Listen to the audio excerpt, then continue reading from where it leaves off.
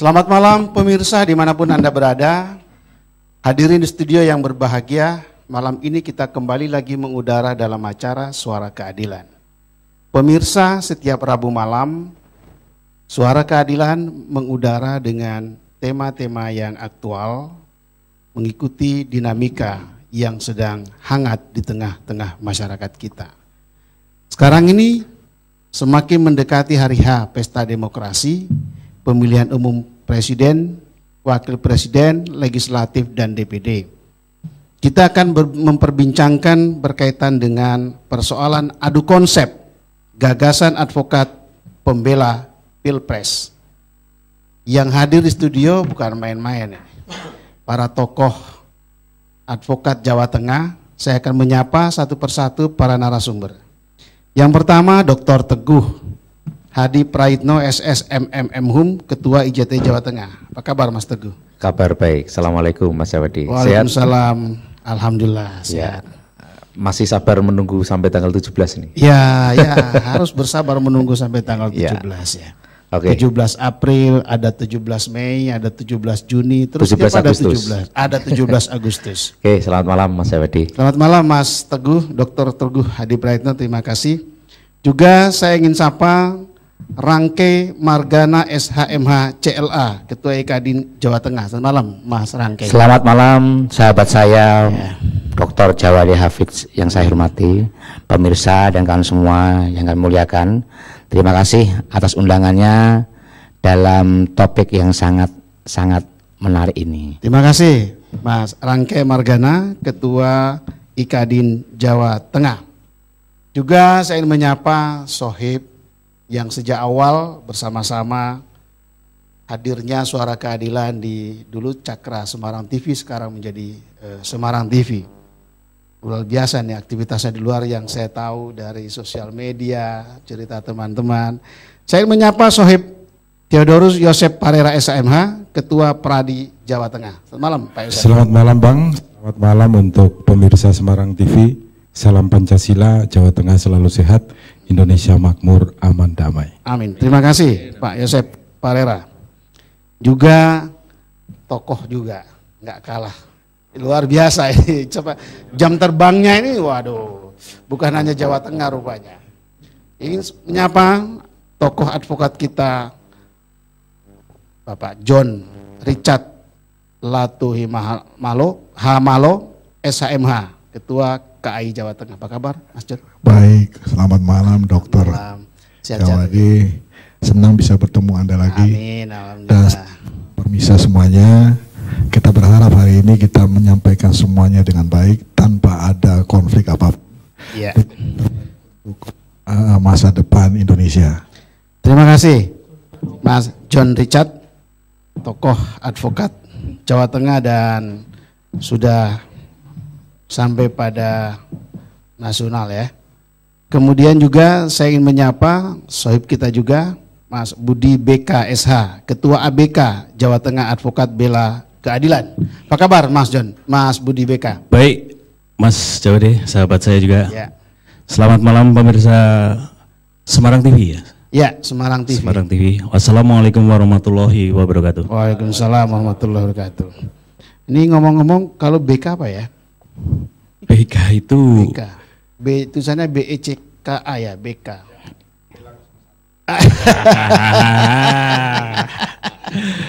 BK itu Pak kepanjangan aja. Kepanjangan ya. Kepanjangan nama. Oke, baik. Terima kasih Mas Budi BK.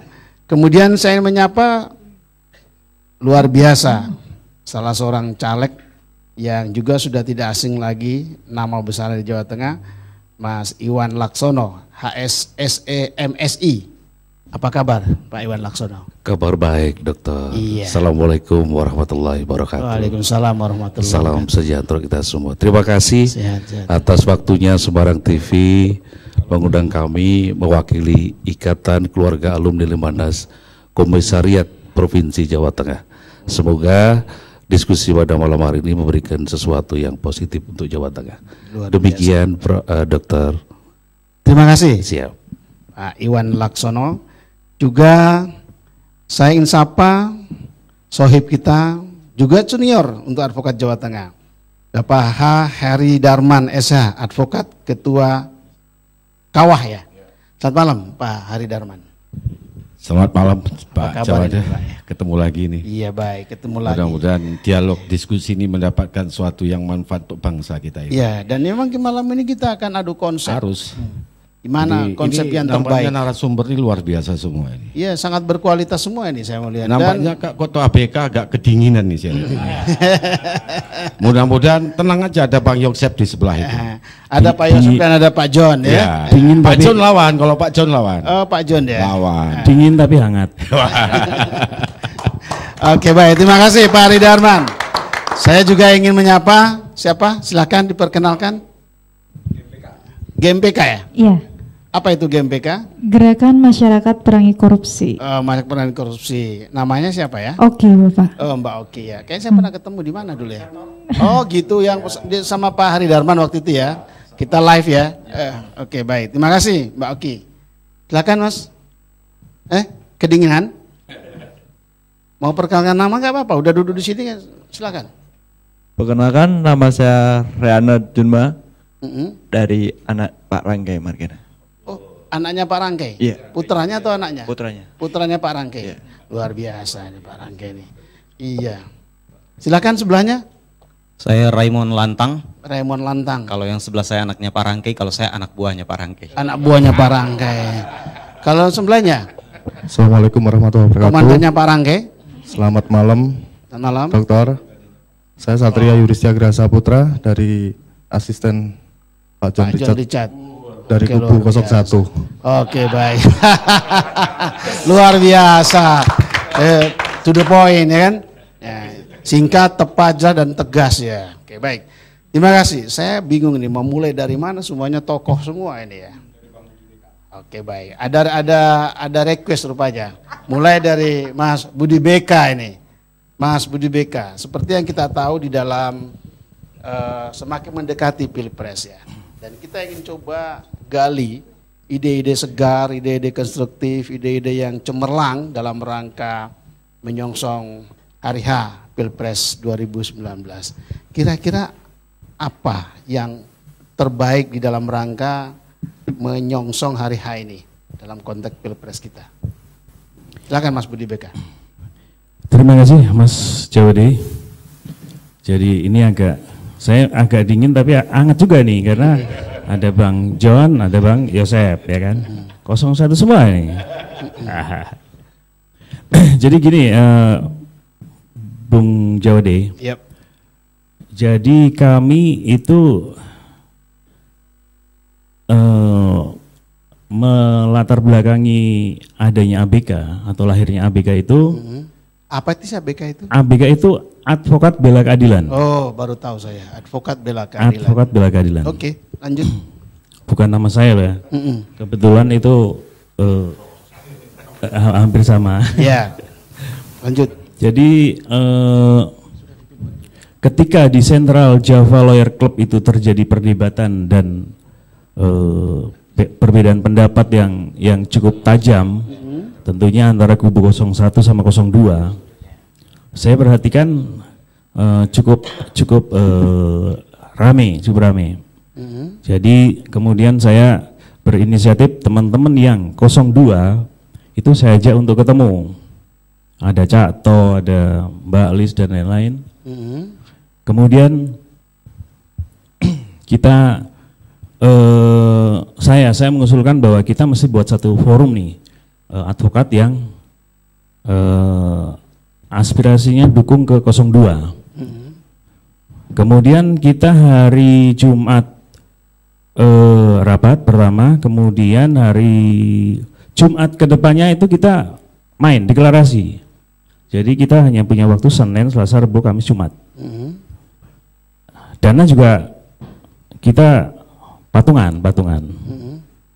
Kemudian kita deklarasi ABK di Hotel Gracia. Kita dengan nama ABK 102 dukung Prabowo Sandi. 102 itu maksudnya ketika awalnya kita karena waktunya mepet, kita hanya punya kita hanya target 100 orang aja. Tapi ketika angka 100 itu, teman-teman kenapa nggak 102 aja gitu. Apa maksudnya? Maksudnya 102. Maksudnya apa? Cukup satu periode, selanjutnya adalah 02. Wah, filsafatnya tinggi. Filsafatnya tinggi banget ya. Iya. Atau bersatu untuk 02. Jadi kemudian kita hari Jumat, kita sebelumnya izin sama BPN Pusat maupun Jawa Tengah, kita deklarasi di Hotel Gracia. Jadi itu yang menjadi ide dasar dalam rangka dengan terbentuknya yang namanya ABK tadi itu ya? Iya, jadi kita membuat satu forum advokat, namanya Advokat Bela Keadilan. Ya. Jadi bukan advokat bela 02, bukan. Advokat Bela Keadilan yang punya konsep untuk jangka pendek itu mendukung Prabowo Sandi. Kita punya jangka panjang juga. Gitu Pak Jawadi. Apa sih yang dilihat dari 02 kok advokat berkumpul membela 02? Ya memang agak-agak aneh. Ini kan juga baru pertama kali nih advokat berkumpul, deklarasi, menyampaikan aspirasi, mendukung salah satu capres. Mungkin setahu saya se-Indonesia ini baru ini terjadi. Nah, saya menyampaikan sama teman-teman, kita advokat, maksud sih kita buta politik. Ya, oke. Ya kan? Jadi intinya bahwa ada kepedulian ya. Iya. Ada kepedulian dan kepeduliannya itu menjatuhkan pilihan kepada salah satu paslon kan begitu. Iya. Tadi seperti yang dijelaskan. Oke, saya coba mau bergeser ke Mas John Richard ini ya, Pak John Richard. Iya, Anda melihat dengan fenomena yang disampaikan oleh Mas Budi BK tadi tentang apa inisiatif berkumpul sesama advokat lalu sampai pada satu sikap ya tadi sudah sampaikan, rupanya pilihannya jatuh ke paslon 02. Nah, Mas John Richard seperti apa melihat fenomena itu dan sebaiknya ke depan bagaimana? Atau juga bahkan sikap dan aspirasinya Mas John Richard itu kemana sebetulnya? Terima kasih. Oke. Karena kita mencintai Jokowi itu aja. Yep. Satu. Kalau tidak mencintai, tidak mungkin kita melakukan ini. Itu dasar utama. Okay. Kemudian hanya dalam waktu 5 hari, 1 hari aja waktu kita buat advokat Jawa Tengah pembela 01 itu terkumpul 150 advokat. 50 orang, 150 dari mulai pojok Cilacap sampai di ini semua datang semua. Akhirnya sampai hari H pelaksanaan itu terkumpul 250 sampai 300 advokat. Di mana tempatnya itu? Pelaksanaan di deklarasi kemarin Jumat di Patra Jasa. Oh, Patra. Dan luar biasa. Jadi kita tidak menyangka bahwa apa yang kita lakukan itu membuat suatu inspirasi buat kita semua. Ternyata seorang Jokowi ini sudah lama teman-teman ini melihat dia terlalu banyak dicerca, tapi dia memaafkan. Dia tetap membangun kerja dan kerja. Itu sesuatu yang jarang terjadi dimanapun seorang presiden diperlakukan seperti itu. Dari situlah kita perlu bersama-sama dengan dia. Dan format yang dia ajukan, yang dia contohkan kepada kita, agar kita tidak perlu membalas. Kita tidak perlu ikut-ikutan hoax dan lain-lain. Nah ini jarang terjadi. Dalam politik apapun, saya yakin teman-teman yang berkiprah di bidang politik, kalau diserang harus membalas. Bahkan lebih parah lagi kan gitu. Tapi itu tidak ada pada diri Jokowi. Dia bekerja dan kita melihat pembangunan hukum khususnya, karena kita advokat, banyak kasus korupsi diselesaikan dengan baik. Ini suatu cara yang dihidamkan oleh semuanya. Maka pada saat teman-teman mendeklar itu luar biasa animonya, kita melaksanakan itu dengan tujuan bahwa advokat Jawa Tengah itu memilih seorang yang sesuai dengan apa yang mereka pikirkan. Kita berharap juga masyarakat juga bisa melihat apa yang kita lakukan ini juga menjadi pertimbangan kepada mereka, gitu Mas Jawadi. Yep. Baik, sementara itu dulu. Oke, terima kasih Mas John Richard. Rupanya juga dari beliau ini kepeduliannya tinggi melihat figur yang ada ya, yang ada sehingga mampu mengumpulkan sampai 300 orang ya dalam waktu yang sangat singkat. Luar biasa itu. Betul, 300 orang ya. Dan apa dari deklarasi itu apa sebetulnya yang menjadi satu komitmen bersama dalam rangka menyongsong Pilpres itu tadi? Itu ada 3 poin deklarasi yang kita buat. Kebetulan yang menyusun itu Mas Yose Parera, di share ke grup, kita sepakat bahwa pertama kita ingin menjaga keutuhan NKRI. Harga mati. Yang kedua, kita akan menyampaikan bahwa kita menindaklanjuti apa yang Pak Jokowi lakukan itu untuk kita membela mati-matian agar rencana kerja yang sudah dilakukan dalam periode kemarin tetap dilanjutkan. Karena sudah ada bukti nyata. Yang ketiga, kita bersama-sama bertoleransi dengan semua masyarakat untuk menyampaikan bahwa apa yang kita lakukan ini yang terbaik. Semoga menjadi contoh untuk diikuti oleh masyarakat memilih 01. Dan berikutnya di samping itu kita akan bersedia untuk membela Pak Jokowi ini pra pemilu maupun pasca pemilu. Dan kami luar biasa waktu di acara kalau di Jogja itu dia bilang sudah saatnya saya akan lawan. Kan itu ya. Jadi seorang presiden sudah cukup dia akan lawan, dan pada prinsipnya kita sudah tahu kata lawan itu termasuk hoax. Jadi kita juga ingatkan ini bahwa yang mereka yang masih hoax menjelekkan nama Jokowi atau paslon itu dengan cara yang tidak etis, tidak tertutup kemungkinan kita akan mengambil upaya hukum. Tapi kami akan tetap koordinasi dengan PKD maupun TKN dari paslon nomor 1 ke depan. Terima kasih Mas John. Saya mau coba bergeser ke kanan ini. Saya nggak hafal nih yang mana saja 01, 02. Yang saya lihat adalah semua adalah advokat ya. Saya baru tahu ketika nanti disampaikan keberpihakannya pada kemana, dan itu adalah sah-sah saja dalam konteks politik ini. Coba saya mulai dulu. Ada Ketua IKADIN Jawa Tengah ya, Ketua IKADIN Jawa Tengah, Mas Rangkai Margana SHMH CLA. Ya, Mas Rangkai, Anda sebetulnya berada di kubu mana? Ya, terima kasih Mas Dr. Jawadi Hafidz. Ya. Ini suatu cerita dulu. Di tanggal 18 Februari itu kita ikuti berbagai macam deklarasi. Deklarasi apa itu? Deklarasi paslon Capres 01. Baik di alumni di Ponorogo maupun di SMA. Terus kita kan komunitas hukum dan advokat. Cara berguru tak pikir. Kita sama saudara John sama saudara Joseph itu buka grup. Nah, nggak taunya antusiasme advokat itu kelihatan. Kelihatan apa maksudnya? Kelihatan mana yang ikut 01, mana yang ikut lainnya, gitu. Jadi di sini muncul itu lah udah. Oke, kebetulan memang itu hari Jumat nggak salah.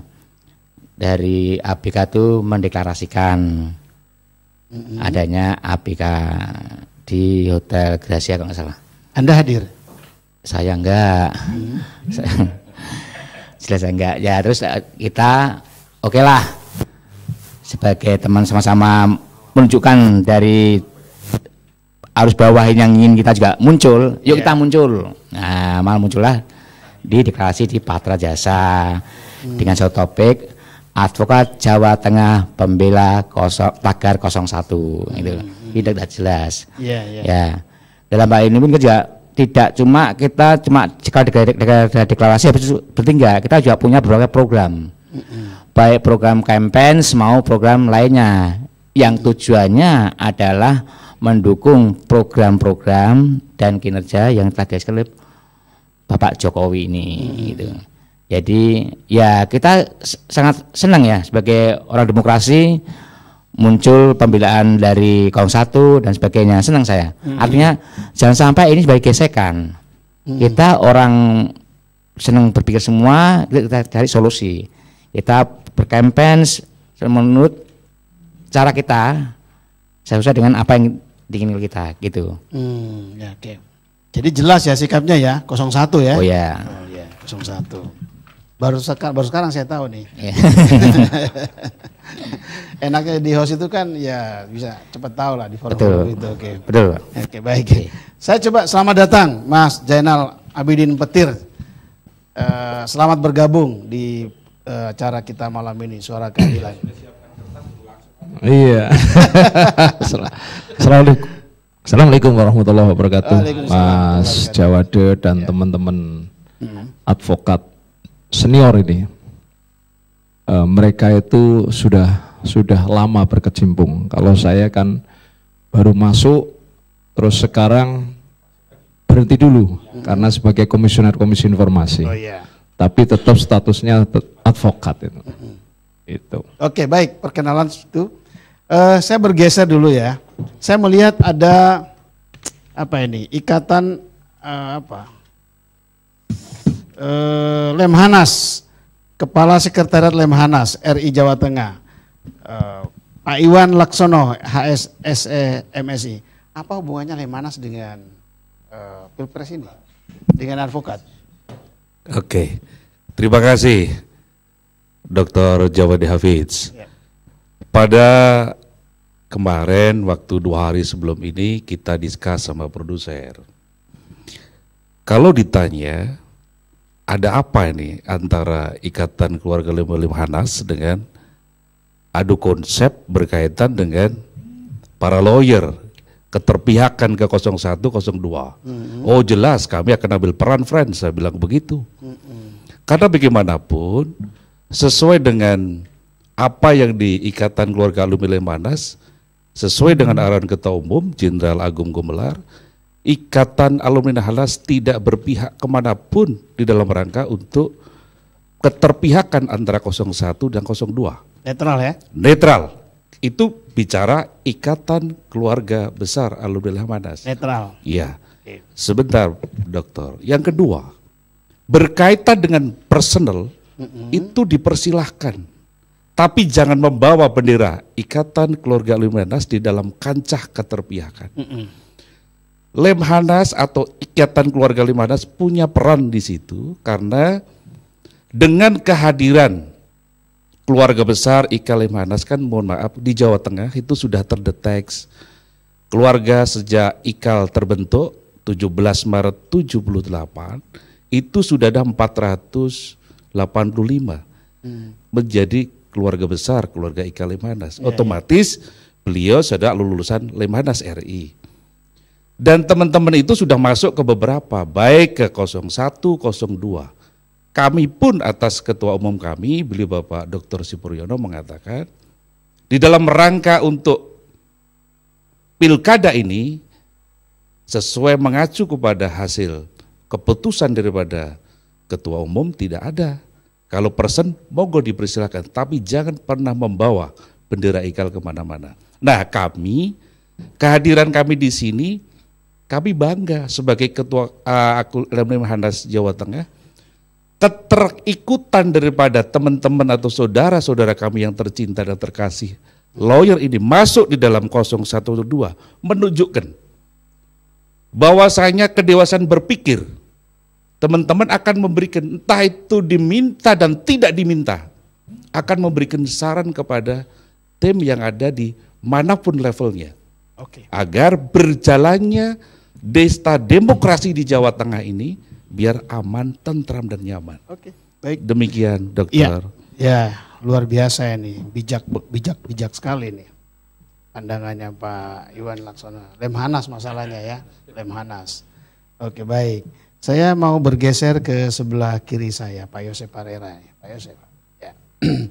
Tadi disinggung oleh Pak John Richard bahwa ketika deklarasi di Patra Jasa untuk mendukung 01 sudah ada konsepnya. Tadi sempat disinggung ada 3 poin besar dan konseptornya Pak Yosef Parera. Bisa dijelaskan nggak mengapa muncul 3 poin itu? Baik, Bang Jawade dan seluruh pemirsa Semarang TV, ada 3 hal yang akan saya sampaikan. Yang pertama adalah bahwa advokat itu pekerjaannya sangat luhur, mulia dan terhormat. Ya. Dan advokat itu karena memiliki kemampuan, knowledge atau pengetahuan yang lebih daripada orang biasa, maka dia mempunyai tugas yang mulia, yaitu mengawal masyarakat lemah, masyarakat miskin ataupun masyarakat menengah dan kaya, agar ketika mereka bersentuhan dengan hukum, mereka tidak diperlakukan sewenang-wenang oleh negara dan aparatur hukumnya. Oleh karena itu, kenapa kita baik di Java Lawyer Club maupun di Advokat Jawa Tengah Bersatu menentukan pilihan masing-masing di 01 maupun di 02 dengan maksud agar kami yang pengetahuan lebih di bidang hukum mampu untuk memberikan pengetahuan kepada masyarakat umum agar tidak melakukan pelanggaran-pelanggaran hukum di dalam pemilu 2019. Dan agar semuanya kondusif, baik, maka rumah Indonesia akan menjadi rumah yang nyaman bagi kita semua. Itu pertama. Yang kedua, ini penting sekali bagi kita semua. Kalau nanti saya benar, tolong tepuk tangannya yang meriah. Pertama, kalau Anda suka Jokowi, pilihlah Jokowi. Karena pilihan kita hanya dua. Kalau Anda suka Jokowi, pilihlah Jokowi. Yang kedua, kalau Anda tidak suka Jokowi, maka pilihlah Profesor Kiai Haji Ma'ruf Amin. Gampang. Yang kedua. Yang ketiga, pertanyaannya menjadi, kenapa kalau Anda suka Jokowi, pilih Jokowi? Kalau Anda tidak suka Jokowi, pilih Kiai Haji Ma'ruf Amin. Nah, jawabannya begini. Kita hidup di rumah Pancasila. Kita tahu bahwa peran Jokowi di dalam mengembangkan Pancasila di Indonesia ini begitu luar biasa. Karena Pancasila terdiri dari 5 sila. Ketuhanan yang Maha Esa. Jokowi itu begitu taat beribadah. Dia mengunjungi seluruh Indonesia. Dia begitu menjaga Indonesia di sila ketiga dengan persatuannya. Caranya mudah, ketika dia terpilih menjadi presiden sebelum dilantik ya, 3 hari sebelum dia dilantik dia mendatangi Prabowo, berbicara dengan Prabowo, bagaimana kita kelola Indonesia ini. Dan ketika dia dilantik, Prabowo datang menemui dia ketika pelantikan.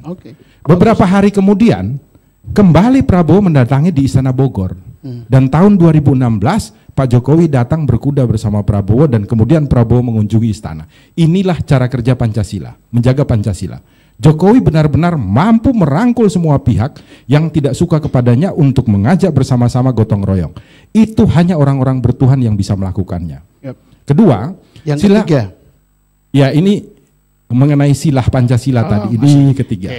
Mengenai kemanusiaan yang adil dan beradab itu kita melihat bagaimana Jokowi ini merawat masyarakat kita secara baik. Memberikan kebutuhan di bidang infrastruktur sehingga ekonomi, barang, jasa bisa berjalan secara lancar. Termasuk dengan perkembangan internet yang pesat sampai di desa kita bisa menggunakan berhubungan satu dengan yang lainnya. Di dalam sila ketiga menjaga persatuan, Jokowi itu mendatangi seluruh Indonesia untuk mengumpulkan aturan-aturan apa yang perlu saya buat sehingga kita menjadi bersatu di rumah Indonesia. Ini sangat luar biasa. Kemudian Jokowi sendiri setiap acara kenegaraan itu menampilkan busana-busana adat untuk mengenalkan adat istiadat, corak beragamnya Indonesia supaya mempersatukan Indonesia lebih erat. Kita lihat hukum Indonesia ini belum pernah dirubah dan baru dirubah di zaman eranya Jokowi dengan cara KUHP dan KUHP itu dirombak dan tinggal disahkan. Ini kan berkat pengalaman Jokowi yang mengarungi seluruh kepulauan Nusantara untuk mengambil bagaimana prinsip-prinsip adat istiadat itu dimasukkan di dalam KUHP dan KUHP. Sehingga ke depan itu hukuman tidak perlu masuk penjara lagi. Ini kan berkat Jokowi bersama-sama dengan DPR karena bukan Jokowi sendiri.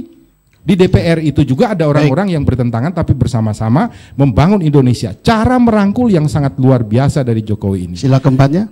Sila keempat itu tadi bersama-sama DPR menggodok undang-undang yang pas untuk kita sehingga ke depan advokat ini dapat tampil untuk membantu rakyat mendapatkan keadilan tanpa perlu mereka masuk penjara. Sekaligus menjelaskan sila kelima ya. Betul, sila kelima, maka dengan apa yang dilakukan Jokowi itu maka keadilan sosial bagi seluruh rakyat Indonesia dapat terwujud. Saya contohkan begini Bang, banyak orang yang tidak mengetahui bahwa sebenarnya Jokowi itu selama 5 tahun ini mengunjungi seluruh Indonesia, membuka infrastruktur jalan, mempertemukan kita dengan begitu mudah adalah untuk menyiapkan bagaimana nanti ke depan 5 tahun berikutnya ini membangun moral masyarakat Indonesia. Oleh karena itu saya katakan tadi, ketika Anda tidak suka dengan Jokowi, pilihlah Kiai Haji Ma'ruf Amin karena beliau ini adalah begawan moral Indonesia.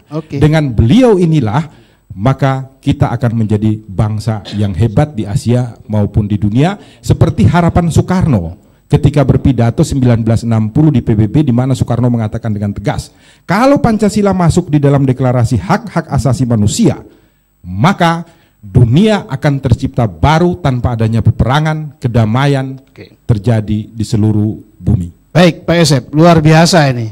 Sekaligus menjelaskan esensi daripada Pancasila ya, 5 sila itu. Saya bergeser ke Pak Hari Darman. Pak Hari Darman, kita tahu juga Anda seorang advokat senior dan pengalaman-pengalaman di dalam mengelola perkara-perkara juga sudah cukup luar biasa ya. Nah, kita ingin tahu sebetulnya dalam konteks Pilpres tadi kan sudah ada nih rupanya. Jelas sikapnya 01. Nah, sebagian besar 01 kayaknya. Gimana Anda melihat itu dalam rangka adu konsep gagasan pembela Pilpres? Baik Pak Jawade, saya di sini diundang atas nama keluarga besar alumni Universitas Wahid Hasyim. Jadi sebagai ketua alumni Universitas Wahid Hasyim. Unwahas ya. Oke. Ini saya melihat ini adalah cukup menarik untuk kita melihat advokat-advokat baik dari 01, 02. Kenapa? Pertanyaan saya, mereka bisa berkumpul di sini. Karena tahun 2019 tanggal 17 April akan ada pesta demokrasi. Pesta demokrasi kita di tahun 2019 adalah sebagai ikon dunia. Kenapa? Karena pemilu yang akan datang akan dilakukan serentak sama, mulai dari DPR, DPRD, DPR Provinsi, DPR RI, DPD dan Pilpres. Ini sangat luar biasa. Makanya saya melihat ini, advokat Jawa Tengah ini sudah mengalami hati ataupun pemikiran yang sangat demokrasi. Kenapa saya mengatakan demikian? Inilah demokrasi tercipta oleh advokat-advokat yang ada di Jawa Tengah. Yeah. Mereka berbeda tapi tetap satu. Ada 01, ada 02. Nah, yang paling penting adalah bagaimana mereka mempunyai jiwa semangat untuk bangsa kita ini. Apa itu jiwa semangat? Jadi mereka punya konsep, punya cara untuk membela Pilpres. Tentu yang dua harus mereka pegang, yaitu kejujuran dan keadilan. Bagaimana bisa dibela kejujuran keadilan kalau itu tidak mereka pegang selaku orang yang mengerti hukum? Jadi menurut Anda para advokat ini menjatuhkan pilihan ke apakah 01 atau 02? Itu demokrasi. Demokrasi. Ya? Demokrasi sudah terjadi di advokat Jawa Tengah. Tidak ada, ini sangat luar biasa. Yep. Walaupun saya lihat di grup mereka bersinggungan, tetapi dari sini saya lihat ketua 01, ketua 02 cukup santai mereka. Walaupun saya lihat ketua 02 agak kedinginan. Ya kan begitu? Karena ini sebab saya melihat adalah Pilpres ini animo masyarakat sangat tinggi di Jawa Tengah. Oh, yeah. Buktinya apa? Tapi yang saya inginkan kepada ketua-ketua pembela 01 dan 02, ini jangan sampai di sini. Kita lupa selama ini, kita membicarakan adalah 01, 02. Bagaimana dengan caleg-caleg yang ada? Apakah di sini adalah konsep dan pembelaan? Apakah caleg-caleg ini sudah diberi edukasi hukum sebelum mereka jadi caleg? Nah, ini saya berharap di tahun yang akan datang tidak lagi advokat yang ada di Jawa melamar. Saya minta partai yang melamar Anda semua ini. Jadi disinilah nampak kemanfaatkan seorang advokat. Karena siapa? Kalau terjadi sengketa, siapa yang akan membela? Adalah advokat yang membela. Tidak ada penengah pendamai yang terbaik adalah advokat. Advokat inilah yang akan maju nanti ke pengadilan. Baik di 01, baik di 02. Cuman saya belum ketemu baik dari John Richard, baik dari BK, apa sih sebenarnya gagasan menjadi advokat pembela ini, yang dibela apa?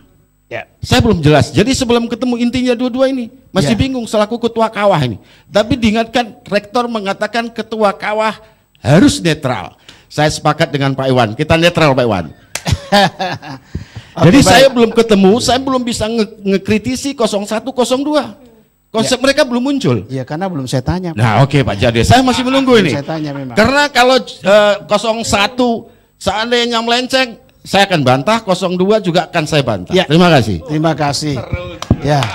Saya mancing memang belum muncul, ini kan baru pemanasan itu kan. Masing-masing cerita mengapa muncul deklarasi di 01, deklarasi di 02, ya kan kita mulai tahu nih sekarang nih. Tapi tadi sudah dipanasi oleh Bung Yosep tadi. Apa itu?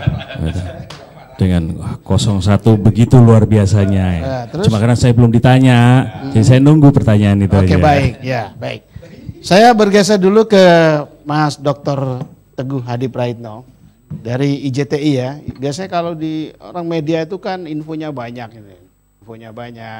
Ngomong-ngomong waktu deklarasi di Patra sama di Gracia hadir nggak Mas? Dua-duanya nggak hadir. Nggak hadir ya. Oke, baik. Silakan sampaikan dalam konteks adu konsep gagasan Pilpres. Ya, terima kasih. Sebenarnya di berbagai kesempatan di acara ini juga sudah berkali-kali ya kita diundang di sini, dan di awal dulu pernah saya menyampaikan satu tema atau satu ide untuk dijadikan bahan talkshow pada minggu berikutnya, yaitu hashtag pemilu 2019 membahagiakan. Ya.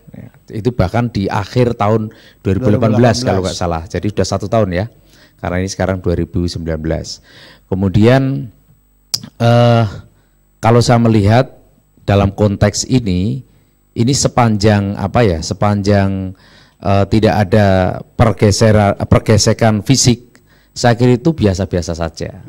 Jadi Mas Jawadi, menurut Anda yang menarik itu suasana Pilpres itu ada gesekan atau tidak ada gesekan? Yo, kalau bisa jangan, karena jangan ada gesekan. Hashtag kita kan hashtag pemilu 2019 pemilu yang membahagiakan. Kemudian adalah saya berbagai kesempatan selalu menyampaikan bahwa mencintai itu bukan berarti menjadi seorang penjilat. Mencintai itu, mengkritisi itu adalah bagian dari cinta. Oleh karena itu, siapapun yang menjadi presiden nanti, apakah 01, apakah 02, dengan keterlibatan advokat terbelah menjadi 2 ini, saya kira ini positif. Positifnya apa? Beliau-beliau ini kan orang yang paham tentang hukum, tahu aturan-aturan perundang-undangan, sehingga apabila terjadi mulai keluar dari rel apa yang telah dikampanyekan, kita enak karena dekat. Jadi Mas John Richard gimana 01 kok jadi begitu, Mas Budi seperti apa kok 02 jadi seperti itu, enak. Jadi kontrolnya enak. Jadi keterlibatan ini justru bagian dari alat kontrol. Saya yakin kawan-kawan yang terlibat di 01 maupun 02 tidak mendapatkan keuntungan finansial. Jadi mesti ini adalah bagian dari rasa cinta kepada tanah air. Kemudian yang perlu saya sampaikan bahwa masih ada tersisa waktu sekitar 19 hari. Bagaimana waktu ini bukan sibuk bagaimana menghujat dari calon, tapi bagaimana menampilkan kelebihan-kelebihan dan program-programnya. Apapun yang terjadi, saya kira kalau kita mencari kekurangan, saya kira tidak ada manusia yang paling sempurna. Tidak ada manusia yang tidak terbebas dari salah. Oleh karena itu, kalau kita mencari kesalahan, ya banyak gudang yang tersedia tidak akan penuh untuk menumpuk kesalahan-kesalahan itu. Oleh karena itu, bagaimana kelebihan itu yang harus kita ketengahkan. Toh siapapun yang terpilih, kita ini kan juga tidak akan keluar dari Indonesia. Kita tetap menjadi bangsa Indonesia, siapapun yang jadi itu adalah presiden kita. Nah, oleh karena itu, bagaimana cara mencintai itu adalah bagaimana kita menjadi kritis, itu juga bagian dari cara mencintai. Dalam konteks saya sebagai jurnalis, sebagai ketua IJTI, tentu saya sampaikan bahwa informasi ini adalah kalau di televisi, ini kan bagian dari media mainstream, bukan media sosial. Di media mainstream itu kontrolnya jelas, apabila terjadi penyimpangan sedikit saja ada Dewan Pers yang setiap saat bisa mengkontrol. Oleh karena itu, ini saya sampaikan juga, bagi kawan-kawan yang jadi panduan adalah media tetap suara mainstream. keadilan.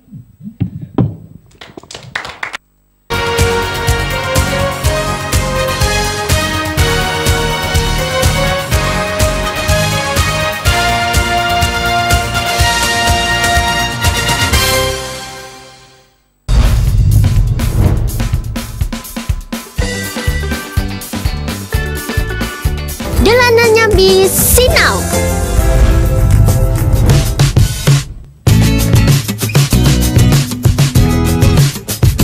Keren sekarang taubennya Keisha. Bisa pakai ya.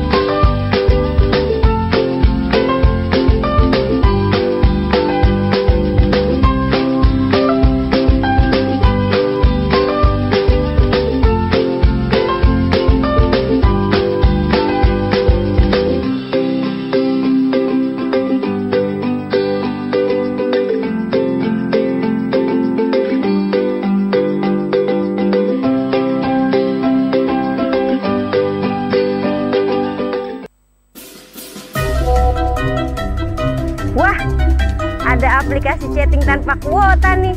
Share ah. Mau ada bom di Jakarta? Wah, hot news nih, gua share ah. Wih, Justin Bieber panjat pinang. Share ah. Stop, begini nih cara penggunaan media sosial yang nggak tepat. Hentikan menyebarkan berita hoax karena hukumannya akan terancam pidana atau kurungan penjara loh. Sebelum Anda menerima berita, pastikan dulu kebenarannya. Mulai sekarang, jadilah pengguna media sosial yang bijak.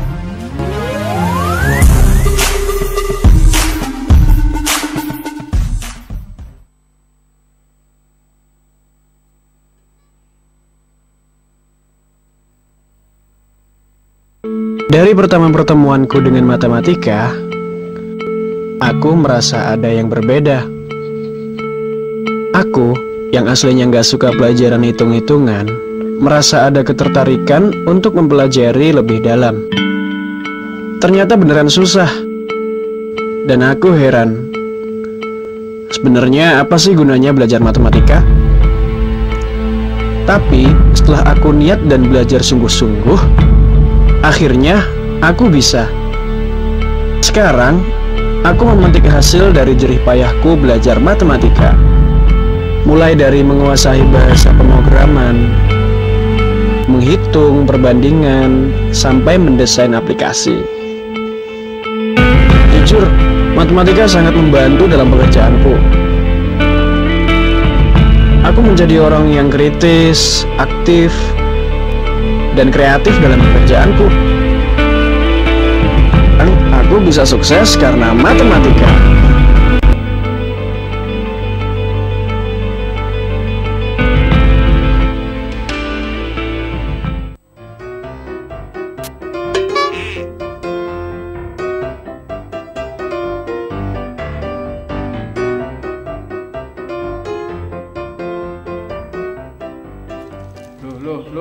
Loh. Iki piye? Semarang TV-ne kok ora ono. Iki piye? Enten apa to Semarang TV tak goleki kawit mau kok gak ono. Oh, ngeten. Sakniki kan Semarang TV pun pindah saking 53 UHF pindah wonten 52 UHF.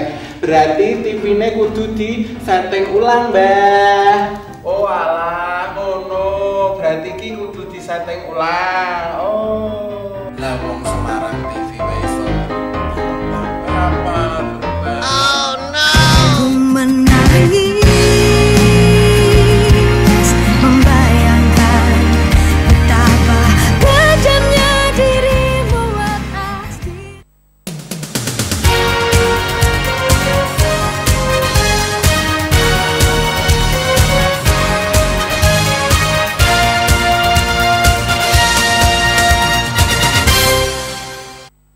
Pemirsa dimanapun Anda berada, hadirin di studio yang berbahagia, kita kembali lagi dalam acara Suara Keadilan. Tema kita adalah adu konsep gagasan advokat pembela Pilpres. Pada sesi pertama sudah mulai diangkat latar belakang adanya advokat berkumpul di satu tempat dan mendeklarasikan dirinya untuk mendukung pasangan-pasangan calon yang ada. Ada di Gracia, ada di Patra Jasa. Yang menarik itu adalah satu bentuk kepedulian yang serius dari komunitas advokat Jawa Tengah tentang Pilpres tahun 2019. Saya persilahkan tadi. Tadi Pak Teguh sudah ya. Oke, baik. Pak Jainal Abidin Petir ya. Saya nggak tahu nih, ini dari Komisi Informasi atau bagaimana ini? Atau terserah deh, silakan Anda mau bicara dalam, mau jadi apa saja boleh. Yang pasti tema kita adalah adu konsep gagasan advokat pembela Pilpres. Selama ini yang kita tahu kan Pak Jainal Abidin Petir itu banyak membela teman-teman satu profesi, yaitu para jurnalis ya, yang kena diperlakukan di beberapa tempat dibela gitu ya. Nah sekarang dalam konteks membela Pilpres, apa kira-kira konsep Anda dalam rangka menggagas membela Pilpres yang akan datang itu? Kan pasti ada potensi ya, ada ria-ria lah dalam proses itu. Silakan. Saya bingung di sini sebagai apa? Karena temanya adu gagasan advokat 01 dan advokat 02. Pembela Tapi Pilpres. karena saya diundang sebagai komisioner, ya saya akan bicara kompetensinya komisioner Komisi Informasi Jawa Tengah. Jadi begini,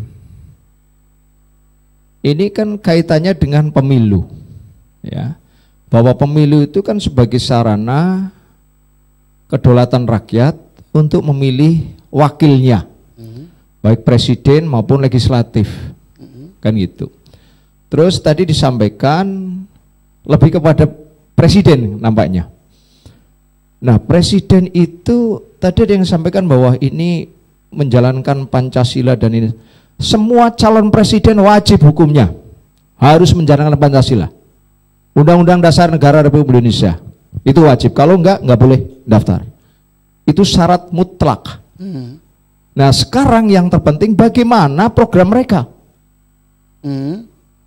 Program daripada calon presiden ini. Kan sudah disampaikan visi misinya. Visi misi oke, tapi apakah visi misi program ini terukur atau tidak? Tidak boleh program itu tidak terukur, kemudian ini lebih kepada bagaimana tanda petik itu menghasut pemilih untuk memilih, tidak bisa. Kami bicara atas nama Komisioner Komisi Informasi. Iya. Jadi di sini bicara tentang keterbukaan, bicara tentang transparansi, bicara tentang kebijakan. Apa yang kalau Anda membuat ketahui? kebijakan itu harus terukur. Ya, calon presiden tidak boleh, tidak bisa membuat kebijakan, program kebijakan, visi misi yang tidak terukur. Artinya tidak terukur itu hanya bagaimana supaya masyarakat pemilih itu tertarik. Oh, tidak bisa seperti itu. Karena itu juga sudah diatur di Undang-Undang 7 tahun 2017 tentang pemilu. Jelas sekali di situ. Yang kedua, bagaimana calon presiden ini dalam menjalankan visinya untuk tujuan negara. Tujuan negara apa sih? Tujuan negara, fungsi negara itu untuk pertahanan. Artinya bahwa NKRI itu harus tetap ada. Iya kan, semua masyarakat harus tetap ada. Kemudian wilayah harus tetap ada, karena syarat negara itu ada wilayah, ada penduduk, ada pemerintahan, harus tetap ada. Iya, tapi nah sekarang bentar. saya elaborasi dulu biar jelas semuanya, biar jelas, biar calon presiden biar jelas dulu gitu loh. Jangan terlalu banyak kampanye, tapi ini harus disampaikan kepada masyarakat, karena Komisi Informasi itu harus jelas terang tentang kebijakan itu. Jadi harus bisa menjalankan tujuan negara. Satu tentang pertahanan, yang kedua kesejahteraan. Bisa enggak nanti calon presiden bisa mensejahterakan rakyat? Nggak tahu saya. Nah, makanya masyarakat nanti kalau pilih calon presiden yang bisa mensejahterakan rakyat. Ya menurut Anda dia terus ketertiban. Ketika ada presiden, nanti presiden tidak bisa masyarakat tidak tertib, itu gagal dalam melaksanakan tujuan negara. Menurut gitu Anda ini kan ketertiban umum itu ada 4 tujuan sudah negara. Jelas ada tujuan dua negara pasangan. ada 4. Ini ada dari mana? Lemhanas. Ada 2 pasangan calon. Iya. Iya kan? Silakan. Jadi kami Komisi Informasi akan memaparkan kebijakan. Ini loh tujuan negara seperti ini. Ini nanti silakan pilih presiden yang bisa menjalankan fungsi tujuan negara kita. Iya kan sudah ada 2 pasangan calon. Iya. Terus saya harus bagaimana? Itu yang punya legal standing untuk maju sebagai capres kan? Iya. Dan masing-masing sudah punya visi misi, sudah dipaparkan. Iya. Nah, Anda melihat kedua ini terukur tidak? Tadi kan Anda bicara terukur. Iya. Jadi gini, terukur itu karena presiden di Undang-Undang Dasar Negara Republik Indonesia itu kan sebagai eksekutif di sini. Eksekutif itu menjalankan semua undang-undang. Coba misalnya kita bicara undang-undang kesehatan. Jadi kalau siapapun presidennya, undang-undang kesehatan atau undang-undang tentang pendidikan nasional, sistem bicara dulu. Belum jawab pertanyaan saya. Iya. sudah ada 2 pasangan calon, sudah menyampaikan visi misi baik dari tim sesnya, bahkan pasangan calon sendiri lewat debat, beberapa kali debat, kan sudah disampaikan. Nah, KIP memandang itu terukur tidak? Anda kan mempertanyakan soal terukur. Saya belum bisa bicara sampai sana. Saya hanya menyampaikan wawasan kepada masyarakat, pilih calon presiden yang ketika menyampaikan program dan kegiatannya itu ke depan, itu yang terukur. Sudah ya? Kan sudah cukup ini. Oke, sementara cukup. Oke. Mbak Oki, untuk menurunkan suasana tensi itu. Nah, biasanya kalau Mbak Oki bicara kan suasana lain lagi. Mbak Oki, tadi dari komunitas masyarakat anti apa tadi? Masyarakat perangi korupsi. Perangi korupsi ya, perangi korupsi. Nah, dalam konteks tadi adu gagasan, konsep gagasan di Pilpres tadi itu, hubungannya dengan memerangi korupsi itu, apa sih yang bisa dilakukan oleh masyarakat? Ya, konteksnya memerangi korupsi dalam Pilpres ini kan tidak begitu spesifik ya. Kalau kami melihat mungkin lebih ke dana kampanye yang digunakan seperti itu. Jadi ketika dana kampanye itu para Pilpres ini, dari mana sih dana ini didapatkan? Tapi kan kami tidak sejauh itu karena itu sudah wewenang dari masing-masing calon. Kalau kami melihatnya dari organisasi sendiri, dari Ormas, bahwa Pilpres ini jangan sampai kita ini ditunggangi seperti itu. Beberapa kegiatan dengan dana yang besar, bahkan beberapa kegiatan yang mungkin ada nanti, mungkin sekarang ini sudah ada. Jadi kegiatan-kegiatan yang ada di Ormas ini banyak dana yang ditawarkan untuk berkegiatan tapi ditunggangi. Apa Anda mencium aroma itu? Iya. Dari mana? Dari beberapa Ormas yang akhirnya kita menolak untuk kegiatan bersama dengan dari paslon 01, 02 langsung saja seperti itu. Jadi dari pendukung-pendukung ini menawarkan dengan dana yang sudah ada, tinggal kegiatan dengan menggunakan organisasi-organisasi. Apa yang diharapkan dengan menawarkan sejumlah dana itu? Harapannya ada kegiatan di situ dan dari paslon 01 atau dari pendukungnya ini bisa hadir di situ, bisa ikut memberikan wawasan tentang paslon 1 seperti ini, seperti itu sih. Apa itu nggak boleh? Kan boleh dong. Boleh, tapi hanya tergantung organisasinya mau menerima atau tidak. Untuk GMPK kami tidak. Oh, GMPK tidak? Tidak. Karena merasa ditunggangi atau tidak? Untuk ditunggangi tidak, karena kami memang sudah, walaupun beberapa dari pendukung ini sudah datang untuk menawarkan itu, cuman kami tidak. Oke, mengapa tidak mau? Mengapa tidak mau? Mungkin karena kami lebih ke perangi korupsi ya Bapak, jadi kami tidak mau anggaran-anggaran ini nantinya bermasalah di depan seperti itu aja. Baik. Wah, luar biasa analisanya loh. Saya aja nggak sampai tembus ke sana itu bermasalah apa enggak itu. Itu kan bisa jadi itu dana politik kan. Nah, kalau dana politik kan boleh-boleh aja kan. Oke, baik. Saya bergeser dulu ke ini Mas BK tadi, Mas BK. Tadi kan minta ditanya. Nah, apa sih konsep cemerlang dari Mas BK dan kawan-kawan di dalam rangka ikut terlibat dalam Pilpres tahun 2019 ini, bahkan secara eksplisit sudah menyampaikan dukungannya kepada paslon 02 tadi di awal itu. Jadi gini Bung Jawade, jadi ABK itu sudah melakukan satu kegiatan yang itu konkret. Kita advokat bela keadilan. Kita ketika deklarasi, kita udah ditanya sama wartawan, ini mau ada kegiatan apel kebangsaan. Kita udah tahu informasi itu kan, menelan biaya 18 miliar. Kemudian kita buat kajian dan pada saat kita deklarasi itu ditanya oleh wartawan, gimana ABK apa yang mau dilakukan? Saya akan laporkan ke KPK. Terus? Dan saya menduga bahwa ada penggunaan anggaran yang tidak sesuai. Kemudian kita melakukan kajian, kita sudah nulis surat kepada Kesbangpol, tapi belum ada jawaban sampai dengan sekarang. Kita sudah besok mungkin kita kirimkan surat ke KPK kaitan sama laporan apel kebangsaan. Dan itu kita nanti akan dorong KPK untuk intent masalah ini. kita sudah punya ada informasi yang cukup valid, tapi memang bukan wilayah kita untuk ya, itu melakukan kan satu sisi dalam konteks kegiatan apel kebangsaan ya. Tapi yang menarik tadi dari narasumber lain bahwa kenapa sih nggak mengangkat, tadi kan Pak Yusuf sudah mengangkat keunggulan paslon yang didukung tadi. Bahkan beliau eksplisit, kalau tidak suka Pak Jokowi ya pilih Pak Kiai Ma'ruf Amin, kan begitu tadi eksplisit. Kalau tidak suka Pak Kiai Ma'ruf, pilih Jokowi misalnya. Ini kan apa yang bisa sudah dilakukan oleh itu, dua-duanya pilihan itu yang kita tidak kasih tepuk tangan tadi.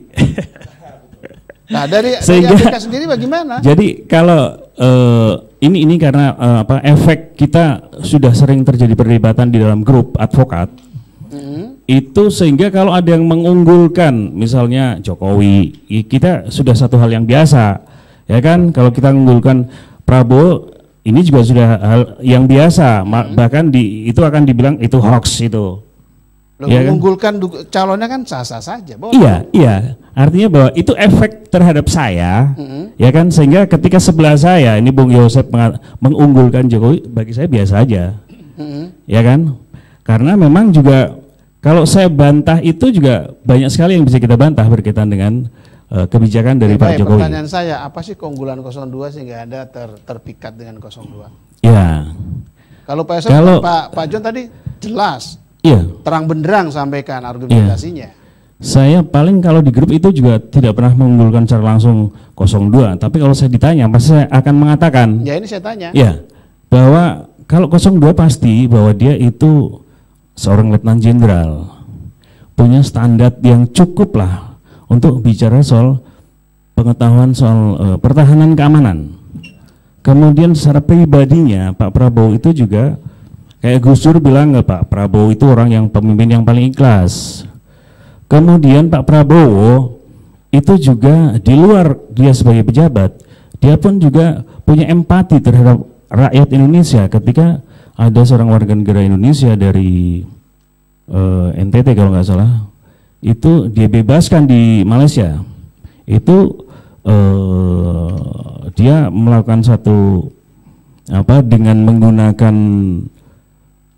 jaringannya dia atau kenalannya, kemudian lawyer yang dibiayai oleh Pak Prabowo, dan itu adalah real, itu adalah itu keunggulan kan? Ya, keunggulan. Ya, dengan catatan tidak boleh dong mencari kelemahan pihak lain kan? Sebetulnya kalau mau mencari kelemahan pihak lain juga sah aja. Yang penting kan dalam koridor hukum. Ya kan, kalaupun menghujat tuh dengan cara menghujat yang bagaimana? Masalahnya tema kalau misalnya mengkritik, adu konsep gagasan ini. Ya, adu konsep gagasan itu tentu yang konstruktif lah. Ya. Supaya ada nilai plus yang bisa diambil oleh masyarakat kita. Kalau kita bicara adu konsep, kita mesti harus bicara soal latar belakang kita. Ya kan? ABK itu kita dirikan itu punya konsep gagasan bahwa kita saat ini dukung Prabowo Sandi, ya kan? Tapi kita punya program jangka panjang. Oke, baik. Siapapun presidennya, kita akan tetap bersikap kritis. Dan itu sudah kita lakukan, kita laporkan Pak Wali, kita laporkan Bu Wali ke Bawaslu. Baik. Itu adalah apa yang dilakukan oleh ABK secara konkret. Oke, baik. Saya bergeser ke Pak John Richard. Pak John Richard, silakan Pak John Richard. Mas. Yep. Jokowi itu representatif orang tidak punya di Indonesia, tapi memberikan suatu inspirasi bahwa orang tidak punya bisa jadi presiden. Dan itu tidak menghilangkan citranya dia, walaupun dudukan presiden dia bisa turun ke rakyat, dia duduk dengan rakyat dengan baju yang biasa aja, itu tidak pernah terjadi. Dan itu adalah inspirasi. Sekian banyak ribu atau ratusan masyarakat yang masih bawa susah itu, mereka punya inspirasi bahwa saya bisa jadi presiden suatu saat, dan itu suatu inspirasi besar. Kemudian kita melihat segala upaya itu terukur yang dibilang Pak Zainal tadi. Apa yang dilakukan Jokowi selama 5 tahun belakang ini terukur, nyata, jelas ada. Ya, itu satu. Pribadi kesederhananya dia itu juga membuat sesuatu yang berarti secara kemanusiaan. Dia memaafkan musuhnya. Dia silakan menghujat saya, tapi saya melakukan dengan bekerja. Kita punya konsep adalah kita ingin mendukung semua apa yang dilakukan Jokowi dalam program-program ke depan, kita dukung. Kita juga punya konsep bahwa hoax itu berhenti aja sudah terhadap Jokowi. Dan itu sudah merupakan suatu peringatan waktu dia sampaikan saya akan lawan. Jadi konsep kita ke depan ini, kita akan meneliti hoax-hoax itu, kemudian kita koordinasi dengan TKD maupun TKN, karena kita tidak bisa lepas dengan mereka. Apakah kita mau ambil langkah hukum atau tidak? Kan gitu. Karena genderang perang itu sudah dibunyikan oleh seorang Jokowi yang selama ini penuh memaafkan. Itu konsep kita. Yang ketiga adalah kita berupaya menunjukkan bahwa advokat ini punya pilihan yang jelas-jelas dilakukan kepada seseorang yang bisa membela hukum, menegakkan hukum. Dan apa yang dilakukan Jokowi selama ini, hukum benar-benar ditegakkan di tangannya. Dia tidak pandang bulu. Satu, anaknya tidak diterima di mana sebagai pegawai negeri, dia tidak mempersoalkan. Semua orang-orang yang dipilih duduk di pemerintahan yang jadi masalah silakan diproses secara hukum. Jadi dia tidak ada mempersoalkan masalah siapa menjadi orang dekatnya. Artinya itulah manusia. Saya memilih seseorang yang baik, kemudian dia melakukan kesalahan, dia biarlah proses hukum. Itu yang kita dukung selama ini kepada Jokowi, sehingga karena cinta kita kepada dia dan dia juga memberikan cinta kepada seluruh rakyat Indonesia selama 5 tahun belakangan ini, kita bersama-sama berada di belakang dia untuk mendukung apa yang dia lakukan. Dari segi hukum, advokat sudah tahu teknik mengenai pembelaan hukum, apa yang harus dilakukan apabila apa yang dia cintai itu dilukai. Oke, baik. Masih. Jadi walaupun berbeda figur ya, berbeda calon, sesama advokat kan tetap sama kan? Nah, sama. Rangkulan kan? Ya, tidak perbedaan antara kita. Iya, nggak apa-apa, sah-sah saja ya. Masing-masing punya pilihan. Saya bergeser dulu ke mana yang menarik ini ya. Saya penasaran Pak Iwan Laksono tadi. Tadi bicara sebagai Lemhanas ya, netral. Tapi saya dengarkan Anda juga caleg ya. Caleg nggak? Iya, caleg. Nah, caleg. Kalau caleg kan jelas sikapnya itu. Iya. Ini mau bicara sebagai caleg apa tetap sebagai Lemhanas? Tentunya dua unsur tadi salah satunya ada di dalam diri saya. Yang pertama, saya sebagai organik ikatan keluarga alumni Lemhanas, sebagai ikatan tentunya kami netral. Sesuai arahan dan perintah langsung dari Ketua IKAL Umum, Pak Jenderal Kublar, kalau memang ada organik atau personal IKAL di dalam rangka untuk keterbiakan 0102 dipersilahkan. Tapi jangan pernah nama bendera atau membawa IKAL ya. IKAL di mana-mana. Oke, baik. Oleh karenanya, jadi kami, inilah bagi kami secara pribadi ini adalah ujian. Kedewasaan berpolitik, kedewasaan berdemokrasi di dalam rangka agar menjaga. Tentunya kita tidak akan pernah pada saat kami ada di keluarga besar, tentunya kami tidak akan pernah membawa baik organisasi politik kami maupun keterbiakan kami. Kalau di luar itu, yes kami lakukan karena kami punya keterpilihan di situ. Oke, baik. Jadi proporsionalitas ya. Proportionality harus kita bawa dan ini seperti yang saya sampaikan tadi, Bung Jawadi, tentunya ini keluarga besar Ikatan Keluarga Lemhanas dimanapun berada itu sama, netral. Netral ya? Ya, itu netral tentunya seperti apa yang kita lakukan di Jawa Tengah pun sama. Oke. Kami tidak cuma, mohon maaf, kami di organisasi masyarakat ada 20, pribadi Iwan Laksono 20. 20 ya? Setingkat Jawa Tengah. Mimpin artinya, semua itu? Ya. Mimpin semua? Kami ada wakil ketua, ada ketua dewan pengawas begitu. Ya. Intinya begini, Prof. Jawade, berkaitan dengan diskusi yang disampaikan oleh tim 01, tim 012 dari lawyer ini adalah kami dari IKAL masyarakat tidak akan pernah risau karena advokat punya tata nilai. Ya, tata nilai kemanusiaan ada di situ, humanity ada di situ. Tata nilai keadilan ada, justice-nya ada juga. Dan melayani masyarakat ada juga di situ. Oleh karenanya, dimanapun teman-teman lawyer ini bergabung, entah itu 01, entah 02, akan memberikan pencerahan yang terbaik kepada tim dan yang ada di sana. Dan itu yang sedang dijalankan oleh mereka. Tentunya, karena dia punya tata nilai. Yeah. Seperti kami pun harus punya tata nilai. Hidup kan harus punya tata nilai. Dan teman-teman lawyer sudah paham dan kafah soal itu, begitu loh. Kata teman saya sudah katam. Sudah katam, makanya. Ya Pak John ya, katam. Iya sudah katam. Jadi tidak ada kekhawatiran 01, lawyer di 02 nantinya akan terjadi begini, kami tidak ada sekecil pun dalam hati kecil saya dia akan ada kontrak pribadi, tidak ada. Justru yang ada wacana yang baik lah untuk itu. Ya, dan nyatanya kita lihat memang wacananya konstruktif kok. Konstruktif dan Oke, tidak ada baik. masalah. Ya, Pak Rangke, Ya. Ketua Ikadin Jawa Tengah. Ya, terima kasih. Di sini memang kita memang terlalu mengedepankan unsur kebersamaan dalam profesi advokat. Tetapi kenapa saya harus memilih mendukung 01? Itu adalah sejarah. Orang yang di usia sekarang di atas 40 akan tahu sejarah tentang reformasi 98. Mungkin semacam Mas Zainal, Mas PK itu sudah tahu. Siapa yang kita lawan waktu itu siapa?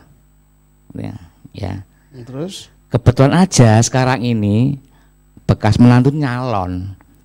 Ibarat kita tuh sebagai advokat yang tahu dan masih idealis membawa target operasional gitu loh. Jadi tetaplah kita orang objektif tahu program kerja Jokowi udah dalam 4,5 tahun ini udah berjalan. Sejauh yang diketahui oleh Mas Rangke itu apa sih kira-kira yang program dari Pak Jokowi Ma'ruf itu yang membuat Anda begitu menjatuhkan pilihan? Ya, saya nggak akan munafik. Saya melihat dengan mata kepala sendiri bahwa pembangunan infrastruktur berjalan bagus. Oh, persoalan infrastruktur. Ya, masyarakat sejahtera. Ya, dengan masyarakat tidak sejahtera atau jalan itu banyak utang itu hoax. Memang pembangunan sudah ada utang, itu harus. Jadi tidak ada istilah pembangunan tidak ada utang. Jadi wacana soal utang nggak peduli, yang penting infrastrukturnya Ya kan, bagus. utang pun disetujui oleh DPR. Ya. Bukan Jokowi pribadi. Artinya DPR pun sudah menyetujui awalnya. Oke. Gitu. Baik, Pak Hari. Baik. Tadi saya ada melihat Sudah mulai muncul tadi ide-ide ya, konsep saya dari para akan mengkritisi dua orang ketua-ketua ini. Ya. Karena judulnya konsep. Di sini baru saya melihat ada baik dari 02, baik dari 01 sudah ada pembelaan. Kalau konsep saya belum jumpa sampai hari, belum ketemu. Pertama 02 adalah melakukan pembelaan terhadap dana yang 18 miliar, gitu kan. Yang kedua, saya lihat 01 pembelaan adalah berkenan tentang hoax ya. Hoax. Terus? Lah baru di sini saya melihat ada dua pembelaan. Adalah 01 dan 02 itu adalah advokat pembela keadilan untuk 02, advokat pembelaan Jokowi 01 gitu ya. Nah, saya belum ketemu konsep yang mereka sampaikan berdua ini bukan konsep. Lalu apa? Adalah strategi untuk kemenangan baik 01, baik 02. Ini bukan konsep yang saya cerna. Konsep itu adalah mereka mempunyai jangka panjang. Misalnya sekarang jangka pendek, tanggal 17 April. Apa konsep mereka sampai tanggal 7 April? Otomatis 01 dan 02 ini untuk memenangkan Pilpres. Karena saya sepakat dengan Pak Zainal bahwa kita ini sekarang bukan hanya memikirkan Pilpres. Ada caleg nih. Ada DPR seperti Pak Iwan. Mereka ini adalah pemilihan umum yang serentak. Nah, sekarang berapa partai politik harus kita pahami? Sekarang itu 20 partai politik dan 4 partai lokal yang ikut pesta demokrasi. Nah, itu juga harus kita pahami. Tapi di sini saya agak tertarik yang disampaikan oleh Oki. Ya. Masalah dana itu jelas dana politik. Bahwa dana yang tidak jelas datangnya, dana dari negara asing ataupun tidak jelas dari sponsornya, memang diancam pidana 2 tahun. Jelas, oh Pak. Jelas, ini enggak jelas. Dananya jelas kok. Bukan. Dari yang tadi memberi. tadi kan Oki tidak mau terima. Itu artinya boleh saya katakan itu termasuk money politik. Karena itu dilarang. Kita tahu di KUHP 149, di Undang-Undang Pemilu 187A ayat 1 ayat 2 menerima, mempengaruhi, menjanjikan itu sudah kena sanksi pidana. Nah, artinya kenapa konsep pembelaan ini tidak disampaikan diskusi kita pada hari ini. Itu penting untuk para caleg-caleg. Karena saya lihat apa saja sih sebenarnya caleg itu yang banyak yang bisa dikenakan sanksi pidana. Rata-rata yaitu mereka melakukan kampanye di luar jadwal. Ini kan banyak ini. Banyak terjadi. Apa tidak dilaporkan? Nah, ini mereka berdua. Apakah ini baik dari 01, baik 02 sudah menemukan ini belum? Nah, ini kan pembelaan. Makanya kalau kita bicaranya pembelaan Pilpres, bagaimana dengan caleg-caleg yang ada? Kenapa tidak pembelaan caleg? Karena caleg ini kita bahwa suara ini tidak seperti yang dulu. Kalau nomor 1, caleg nomor 2 itu kalau suaranya tinggi, mereka Hari mungkin kenapa larinya fokus ke Pilpres, nggak ke caleg, kalau caleg terlalu banyak orangnya. Begini Pak, karena ini lah kita salahkan dengan wasitnya, Bawaslu. Kenapa ini harus demokrasi dilakukan secara serentak? Kan begini, ini baru pertama kali, berarti ini adalah berulang kali tadi, ini adalah ikon dunia. Kalau ini sukses, luar biasa. Dan harus sukses. Nah makanya itu, tergantunglah pada senior kita ini. Bagaimana tergantung membela pada para pembela ya. Iya. Jadi kita berharap nanti ke pembela 01, pembela 02. Mudah-mudahan tetap suara keadilan. Oke.